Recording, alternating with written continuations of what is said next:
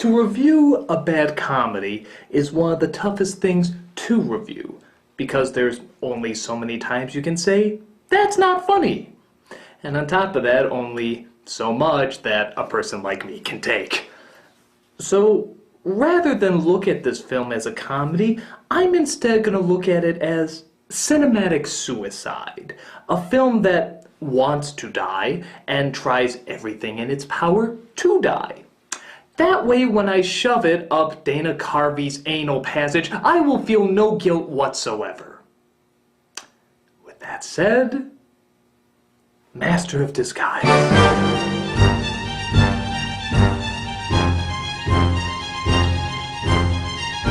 I call this movie the crowning achievement of failure from production company Happy Madison. This is Adam Sandler's production company that seems to reward the strange phenomenon that despite someone like Sandler having many different talents, he somehow makes millions by insultingly using none of them.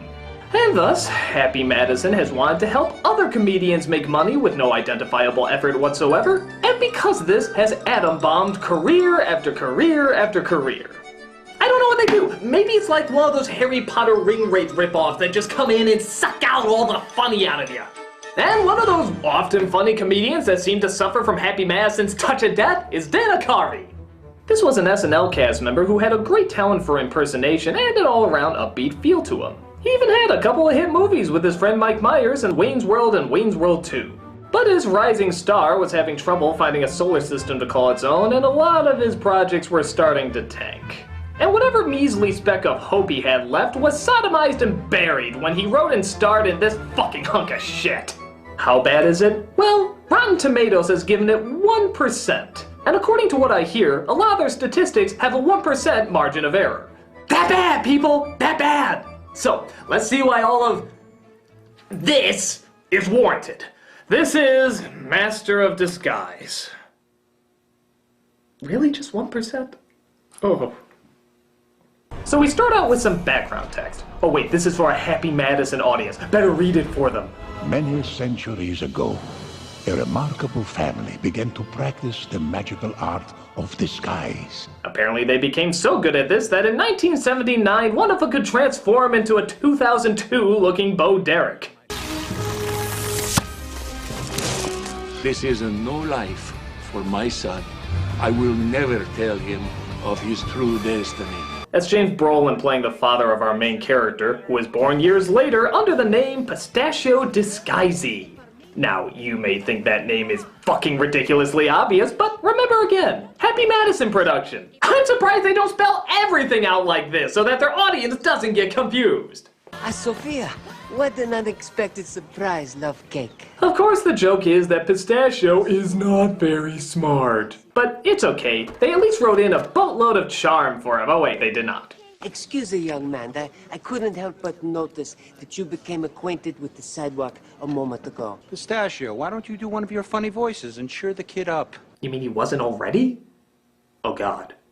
Is that gonna be the voice he's gonna use throughout the majority of the movie? Inject me! Inject me right now! Come on, kill me! I don't want to wait to die! Just go! Hey! What are you doing? Just had to stick you. It was a joke, Rachel. Oh.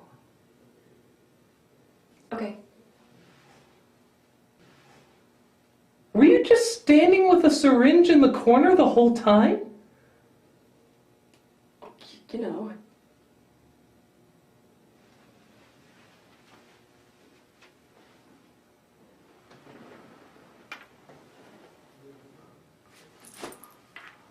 So he does one of his many voices for the kid.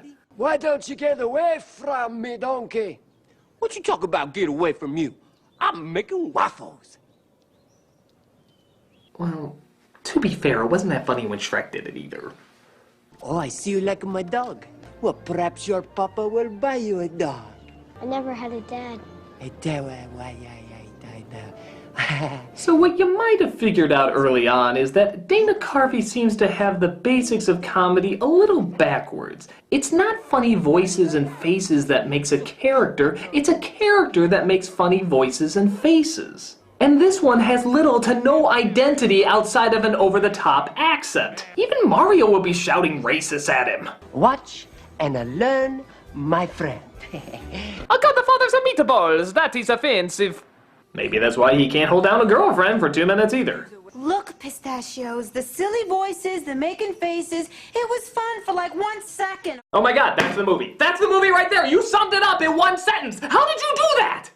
Something else Carvey should have picked up is that character is based on investment, and it's hard to be invested in someone who clearly is not invested in anything going on around him. But instead, how silly he can make his performance. Take a look at this scene and tell me if the incredibly fleshed out pistachio character shows any signs of caring when he discovers his mother and father have been kidnapped. Ransacked. Everything different. What? Please, Heavenly Father, show me a sign. I promise I will never mock you again. My family is missing and I don't know what to do. I don't know what to do. I don't know what to do. Yeah, he just seems more occupied and smiling with his mouth open. I think the music is actually trying harder than he is. The cannoli is a better actor than him right now. I at least believe it's a cannoli. I don't know what to do. I don't know what to do. I don't know. Yes, go lie down. Being unfunny can take a lot out of you. So they make an exorcist joke because it existed. And he's visited by his grandfather, who says he can help him get his parents back by using the family talent of disguise. Unfortunately, they don't seem able to disguise him as a funny comedian. When you were on the roof, did you hear something that sounded like this? Yes, exactly that. Here's another big problem. I'm sorry, I hate to pick apart every little bit, but bad comedy has to be understood if it's not to be repeated. Which I'm sure this film is gonna do a lot of anyway. Slapstick is funny because of cause and effect. Somewhere in the mix, somebody has to suffer. That's the nature of comedy. Now you can delay the reaction or have the reaction happen to somebody else, but bottom line, somebody has to be in some form of misery. Carvey, however, throughout the entire film just smiles this dumbass smile. If he's not going to be hurt by any pain, then show the reaction of the confused person trying to hurt him. That would be funny because they're not getting the reaction they wanted. Or if you're playing with the audience expectation, give a payoff or at least some understanding that that's what you're trying to do. But nope, dumbass smile, that's all we get. Get me some man-sized meatballs. Meatballs. Meatballs. If my mouth open makes them laugh on Baby Geniuses, it must make them laugh here. Look, that face might entertain your 1-year-old for an hour and a half, but asshole, you are on SNL! You have to know more than this! I mean, it's like somebody chopping off my head with a sword and nobody ever having a reaction. Okay, is this gonna be like a thing with you? Seriously, every single time I make a joke, am I gonna have to look behind my back to make sure you're not gonna kill me?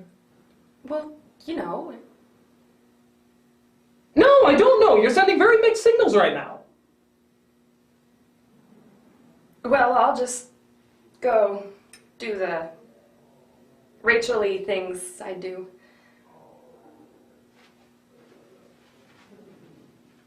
So, if you're wondering why the hell doesn't just Grandpa go and save the parents, well, it's because the ancient book of disguises, which is a pop-up book, says he is not allowed. If a father and mother are missing, only a son who has become a master of disguise can save them without any direct help from the grandfather. But of course, direct help doesn't include as much help as fucking humanly possible. What with him training his grandson, giving him all sorts of tools, and sharing everything he knows about disguising. But to be fair, he'll need all the help he can get as his father is being forced by Data. Oh wait, this is evil Data, so lore. To use his disguises to steal priceless artifacts or else he'll kill his wife. Become a master of disguise once again and help me obtain the world's rarest treasures.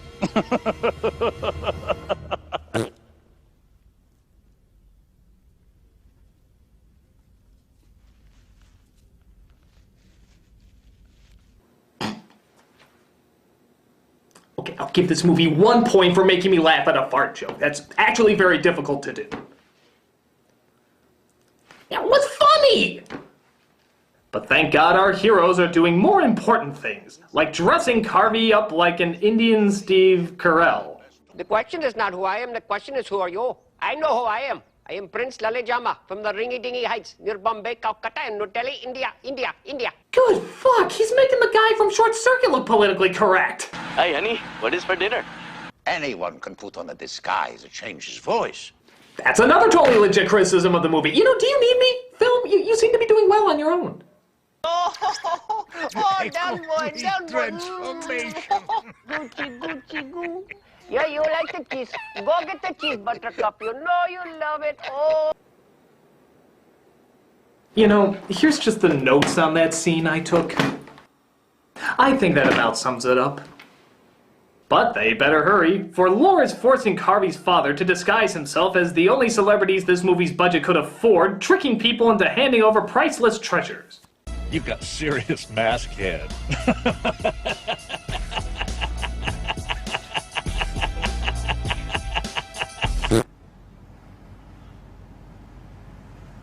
You know, damn it, movie, you got me to laugh once. You got me to laugh once at a fart joke, a fucking fart joke. And then what do? You ruin it. You totally destroy it. You flew too close to the sun on wings of flatulence. Shame on you!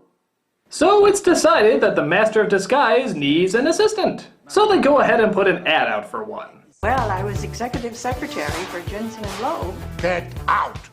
Get out. What are you doing here? History.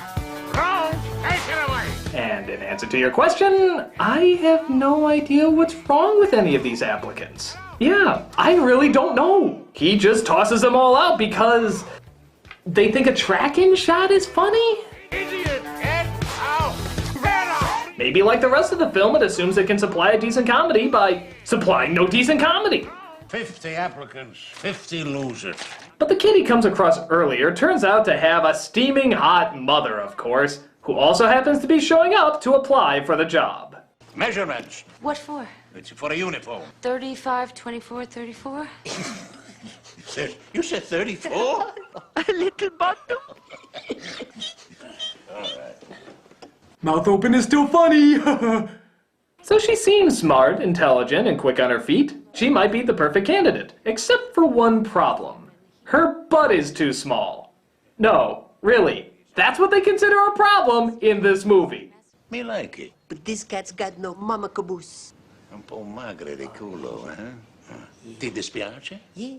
Capisco. Lei un culo piccolo.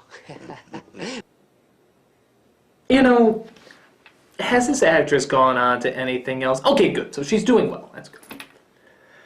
I'm gonna write her an apology card anyway, because Lord knows somebody has to apologize to her.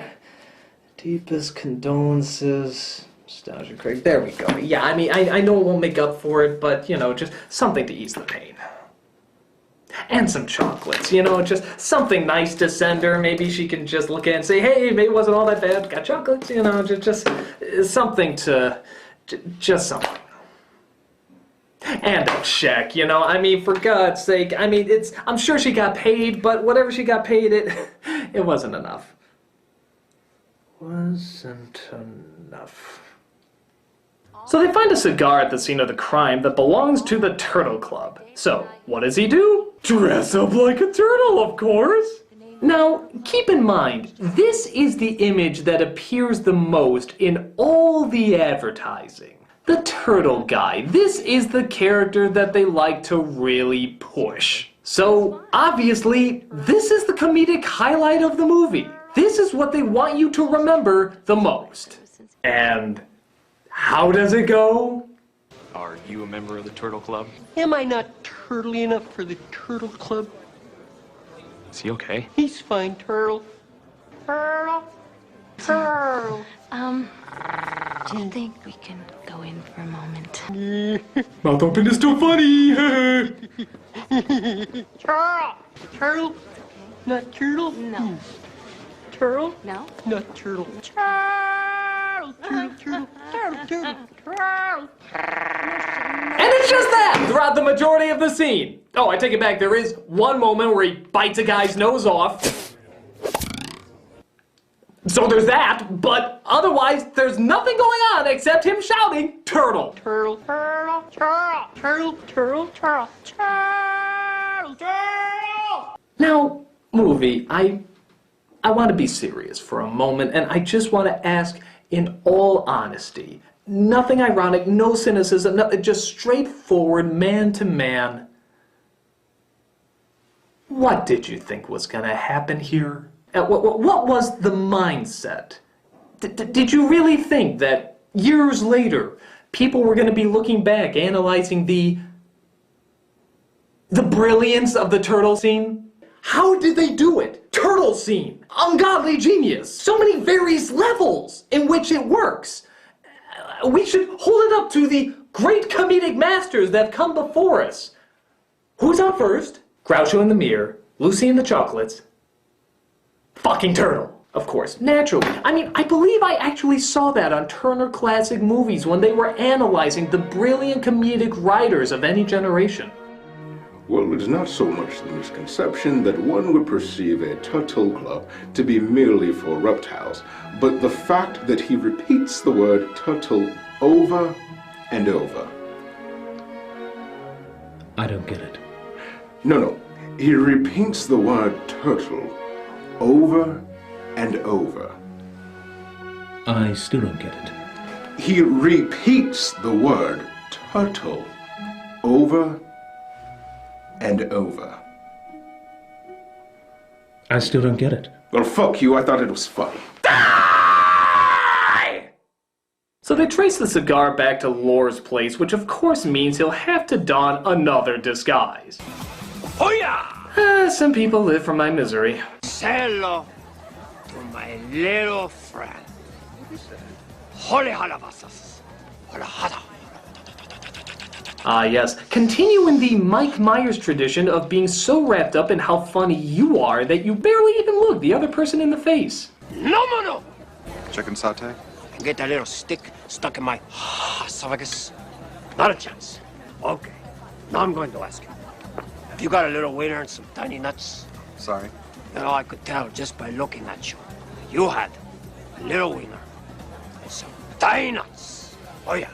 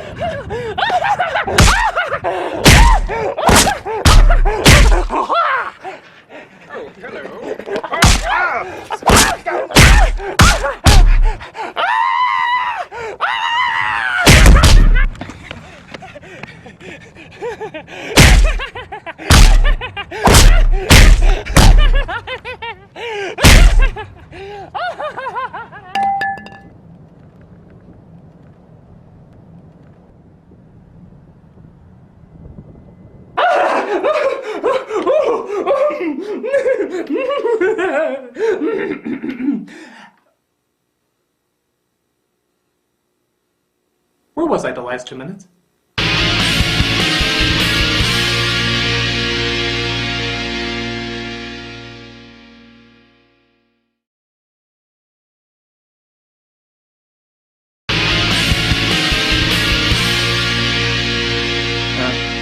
Yeah. No, I understand. Alright, bye. So, I might be going away for a while after this review. Just a heads up. Back to the story. They found out that Carvey is an imposter, so he naturally dons another disguise. I'm talking about a great white chief. 2 ton of him, 20, maybe 25-footer. There's no shark here. You sure about that, Chief? Ever seen a shark's eyes, Chief? Kinda like gold. You notice how the Jaws music kept getting louder and louder and then just stopped, building up to nothing? That's because the movie doesn't care. It just doesn't care what the fuck you think of it. So the next time you get the urge to, say, jam a rabid blowfish up the filmmaker's dick hole, just remember, if the film doesn't care, why should you? I ran away from the big blue hen, she said. But wait, you want more annoying impressions without any rhyme or reason? Don't worry, there's literally one 2 minutes away. Because apparently the guards never realized that if an obvious suspicious person is around, something fucking obvious and suspicious is probably going on. Back taxes for my time as an exchange student at the University of Heidelberg. But what? 2 minutes is too long a time to go without another one of these irresistible characters? Well, how about 30 seconds? Yeah, literally. 30 seconds later, he's another character. The real ding-dong ding-a-ding-a-ding wad. Hut 1, hut 2, I need a Charleston chew. Get it, got it, doubt it. Oh, I did receive a letter. She received a letter. Get it, got it, doubt it. That's my catchphrase. I'm trying to hammer it in. I just know all these characters are gonna have spin-off shows seeing how so well developed and brilliantly written they are. What was that? 80 seconds of screen time? That's more than enough to leave an impression. Oddly enough, even with them getting closer and closer to the villain, they never do seem to stop him from continuing his evil plans. Maybe if they spent a little more time thwarting, a little less time mugging. Thoroughly insane. Am I? Oh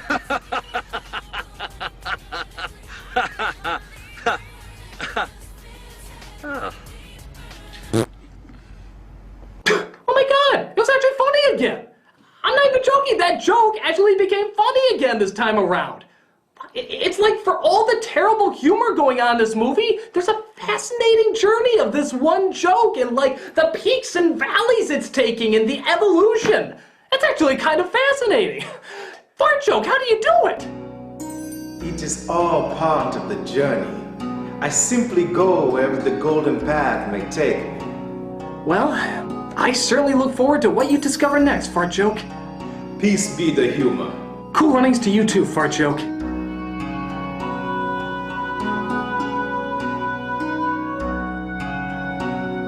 Fart Joke. So Carvey asked for assistance from his magic ancient ball. Yeah, one of those is in this now. And he gets help from his grandfather, who, just to clarify again, can't help him.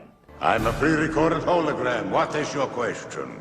I fear I have not mustered enough energy to overcome our enemies. Pistachio, I was hoping you'd be here. Huh, that pre-recorded hologram somehow seemed to know that a kid would enter from the left, and not be freaked out at all that there's a giant scary head hovering over him. That's crazy. So crazy. It just might work. He sneaks into the bad guy's hideout as a cherry pie, hopefully that's the only cherry Dana Carvey's ever popped, and tries to rescue his assistant and his father, who are apparently being auctioned off on Black Mark eBay.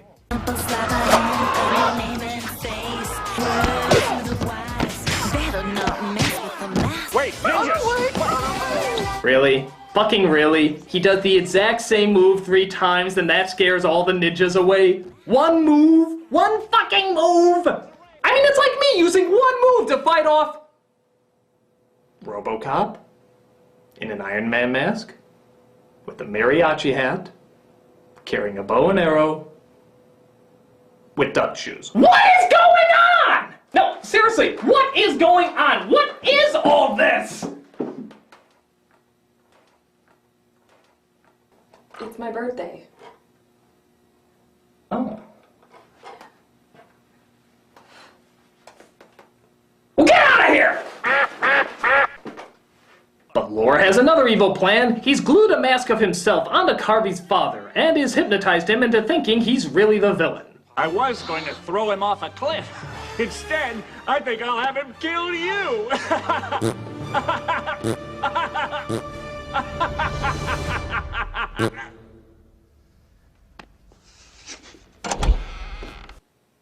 Now, Fart Joke, I have to admit, that last one wasn't as funny as the other ones.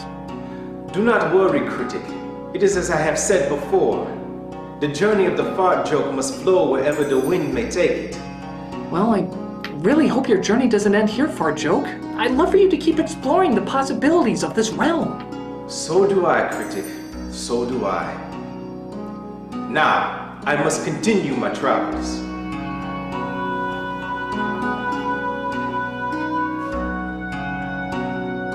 Godspeed, fart joke. Godspeed. But of course, Carvey convinces his father that he's not Lore, and he shakes his mask off. That's a thing now. But the fact remains that the villain still got away. So, through the means of no explanation because we just wanted to get to the end credits, they discover where Lore is and trick him by having Dana Carvey do the only thing he was ever good at to begin with. Imitating Bush. A different Bush this time, but don't worry, the annoyance still comes through. Would you mind if we had a picture together? I'll take your time. Now I'm ready. Is it me or is Brent Spiner trying to transform into Screech by the end of this movie? It's you! Zoinks! Hoya! He knocks him out by lightly tapping the side of his head, and he falls into the pool. Is he dead? Hey, Bowman, he make this stinky. Who's your daddy? Fart joke. Fart joke. That last one was terrible. I know, critic, I know. But clearly my journey is over, as my smelly time in this world has come to an end. Fart joke, no! We've had such an incredible journey together! You've totally changed my outlook on what bowel humor is capable of! Critic, wise man once said, when the story is over, close the book. Did you just quote the first Herbie movie? Maybe. Goodbye, my friend. And remember, I am the breaking of the wind. No, Fart joke, no! You can't leave yet! There's so much more you can teach me! Fart joke! Fart joke!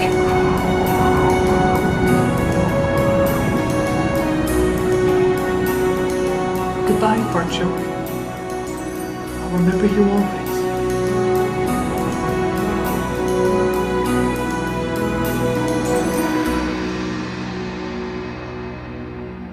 God damn it, movie! You killed the fart joke!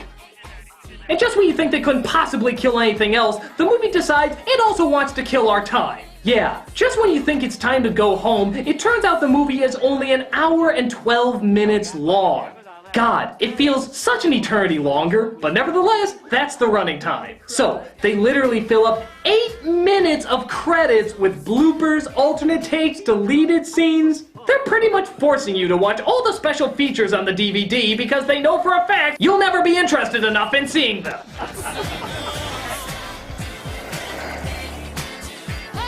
And it just keeps going, and going, and going, and going.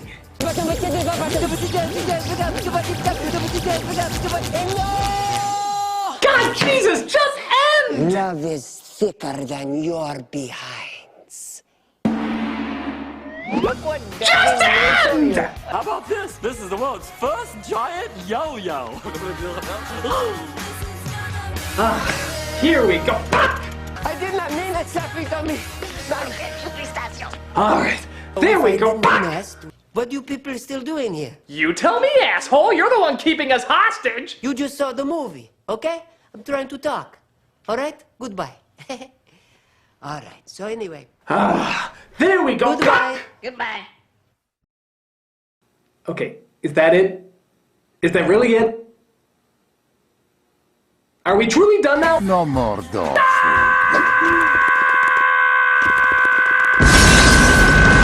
This movie is the worst! It's amazing how unfunny it is, and what they confuse for comedy. If you gave your toddlers a camera and told them to film something funny, I bet you $1,000,000 they will come up with something funnier than this. It's one of the worst comedies of all time, and for good fucking reason. Even if it did have that one joke that worked, even the movie found a way to kill it dead in its tracks. Because that's what the movie does. It kills comedy. And all I can say is, I'm gonna miss you, fart joke. I'm gonna miss you. I'm the nostalgia critic, and you killed my fucking fart joke! You will remember my birthday.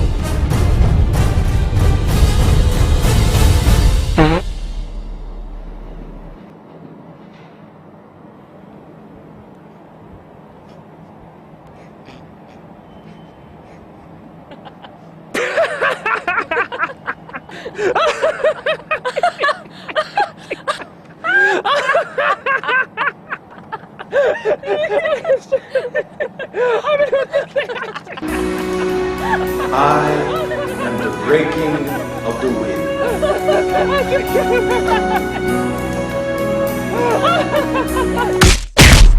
You're fired. And happy birthday.